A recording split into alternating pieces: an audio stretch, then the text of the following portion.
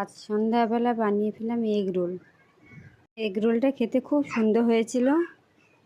তো চলো এগ রোলটা বানিয়েই ফেলি, শুরু করা যাক। তো প্রথমে ময়দা নিয়েছি, তো পরিমাণ মতো লবণ আর সামান্য পরিমাণে চিনি আর একটু তেল দিয়ে মেখে নেবো পানি দিয়ে।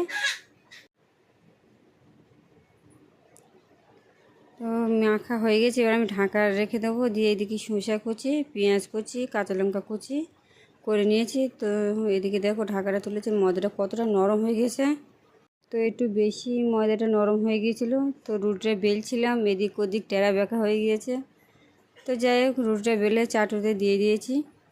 শুকনো রুটি এপিট ওপিট করে ছেঁকে নিয়ে দেখো একটু তেল দিয়ে আবার একটু ভেজে নিয়েছি।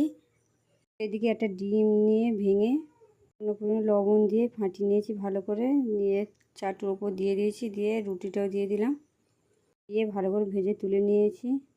তো এইভাবে এগ রোলের রুটিটা আবারও ভেজে নেব। তো আমার বাইরের থেকে বাড়িতে বানিয়ে খেতে খুবই ভালো লাগে, সুন্দরও লাগে। তো যাই হোক, সব ভাজা হয়ে গিয়েছে,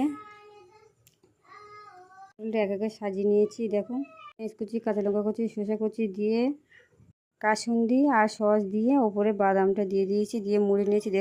দেখো কত সুন্দর হয়েছে দেখতে। তো আবারও একটা এইভাবে মুড়ে নেব একে একে।